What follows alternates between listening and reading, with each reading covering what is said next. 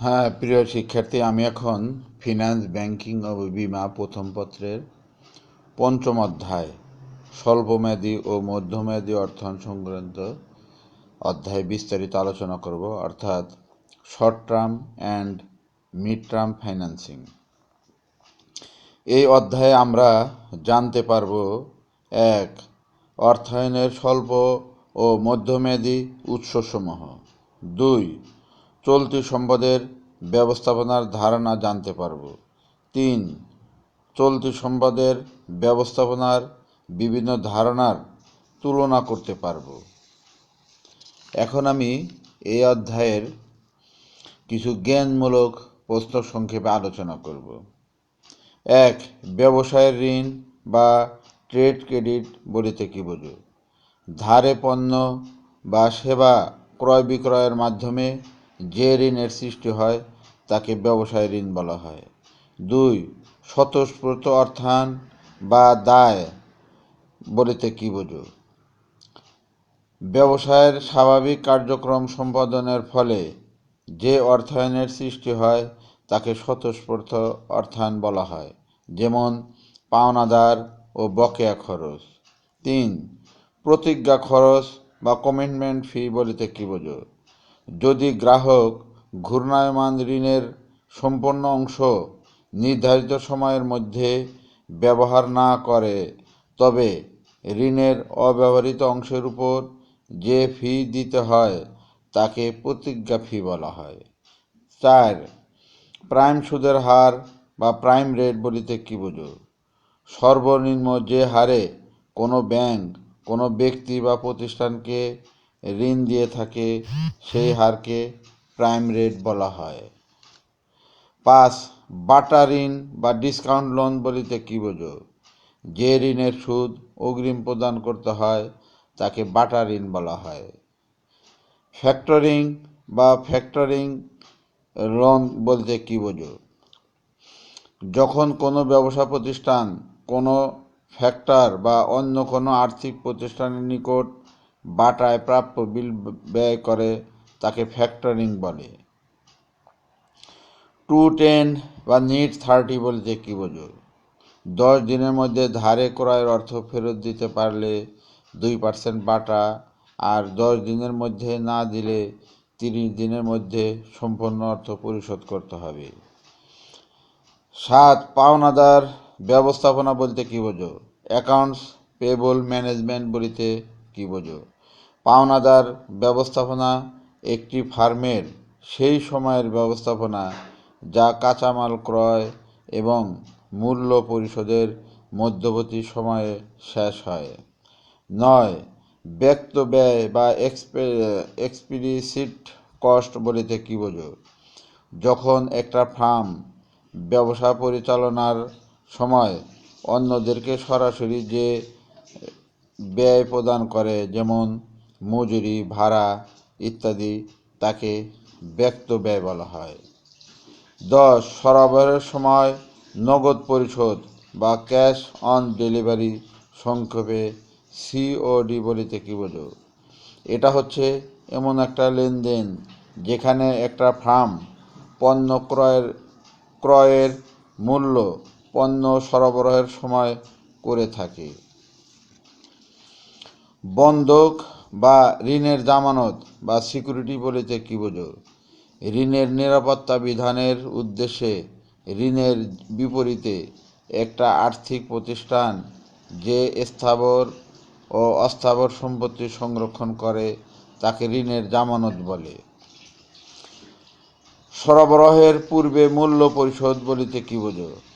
বা cash before delivery, সংক্ষেপে CBD বলিতে কি বোঝো? এটা হচ্ছে এমন একটা লেনদেন যেখানে একটা ফার্ম পণ্য ক্রয়ের মূল্য পণ্যের সরবরাহের পূর্বে করে থাকে। ব্যক্তিগত অস্থাবর সম্পত্তি জামানত, সেটেল মর্টগেজ বলিতে কি বোঝো?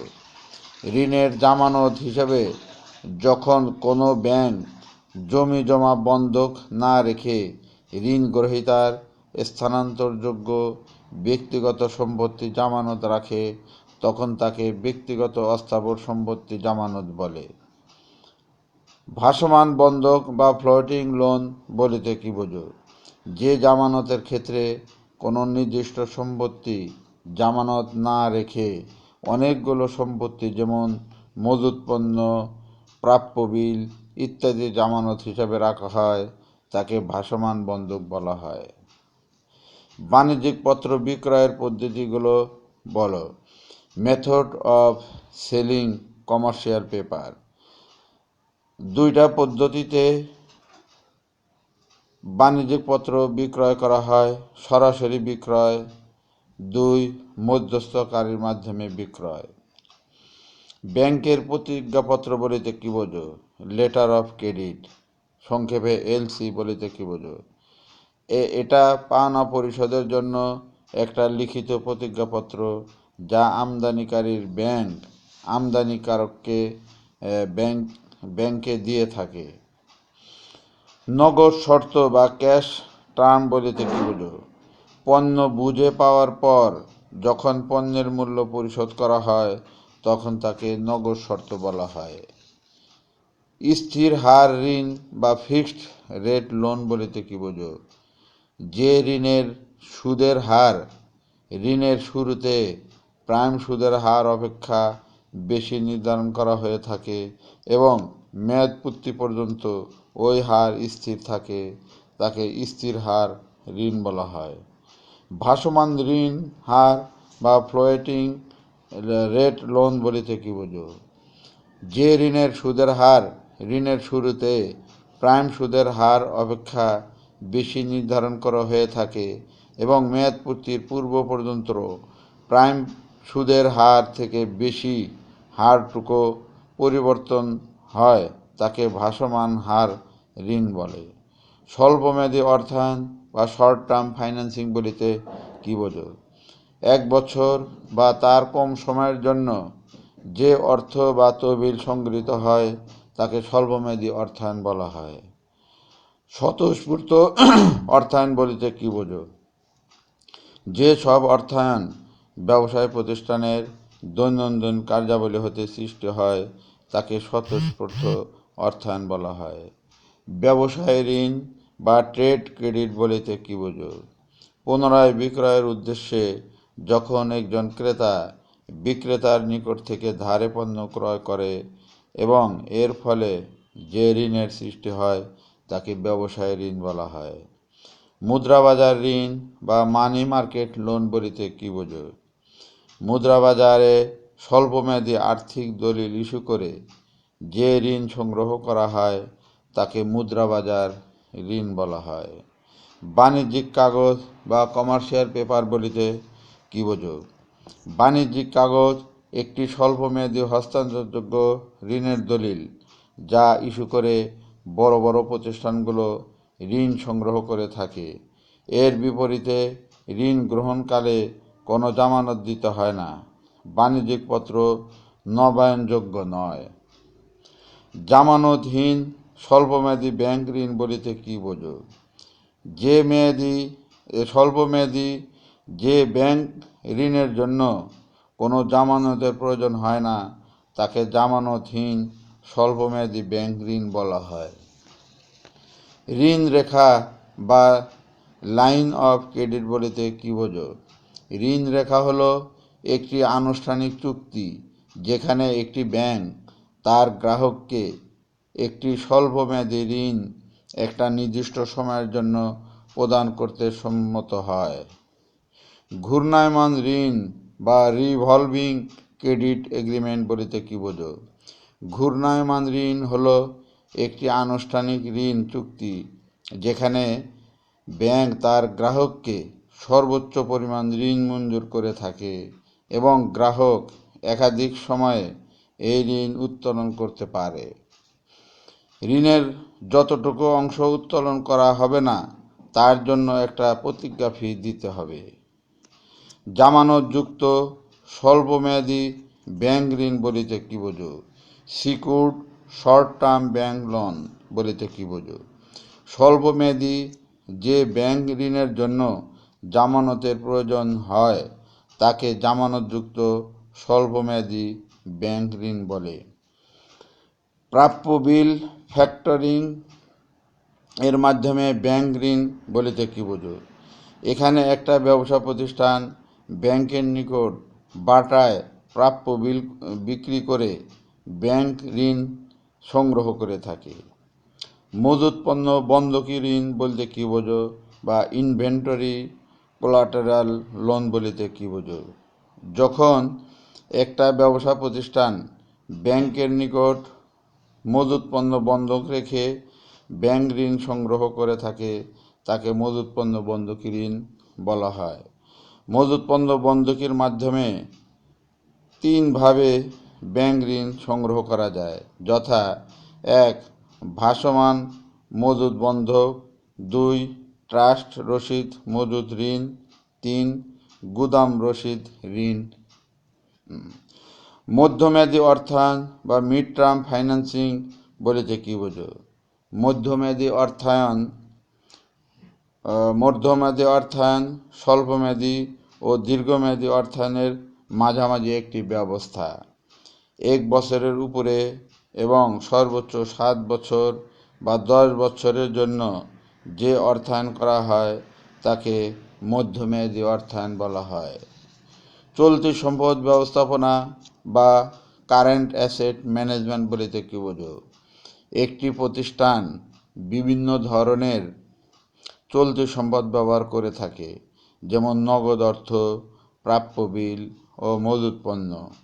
এই সকল চলতি সম্পদ ব্যবহার, সমন্বয় ও নিয়ন্ত্রণ সংক্রান্ত কার্যাবলীকে চলতি সম্পদ ব্যবস্থাপনা বলা হয়। নগদ ব্যবস্থাপনা বা ক্যাশ ম্যানেজমেন্ট বলিতে কি বোঝো? নগদ ব্যবস্থাপনা বলতে স্বল্প মেয়াদে দক্ষতার সাথে অর্থ সংগ্রহ ও ব্যবহারকে বোঝায়। নগদ চক্র বা ক্যাশ সার্কেল বা সংক্ষেপে সিসি বলিতে কি বোঝো? নগদ চক্র বলতে কোনো প্রতিষ্ঠানের কাঁচামাল ক্রয়, উৎপাদন, বিক্রয় ও সর্বশেষ বিক্রয়লব্ধ অর্থ সংগ্রহ করতে যে সময় লাগে তাকে বোঝায়। নগদ চক্র নির্ণয়ের সূত্র হল নিম্নরূপ: নগদ চক্র সমান উৎপাদনের সময় যোগ গড় সংগ্রহ সময় হয় মাইনাস গড় দেয় সময়।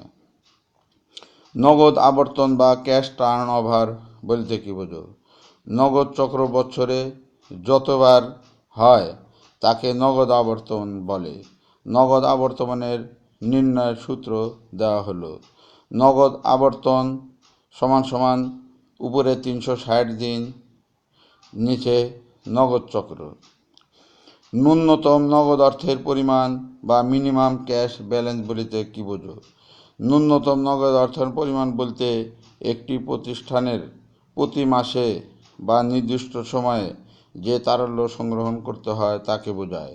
যেমন বি লিমিটেড প্রতি মাসের শুরুতে 1 লক্ষ টাকা নগদ উদ্বৃত্ত চলতি সম্পদ হিসেবে রাখতে চায়। এখানে 1 লক্ষ টাকা হচ্ছে বি কোম্পানির ন্যূনতম নগদ অর্থের পরিমাণ।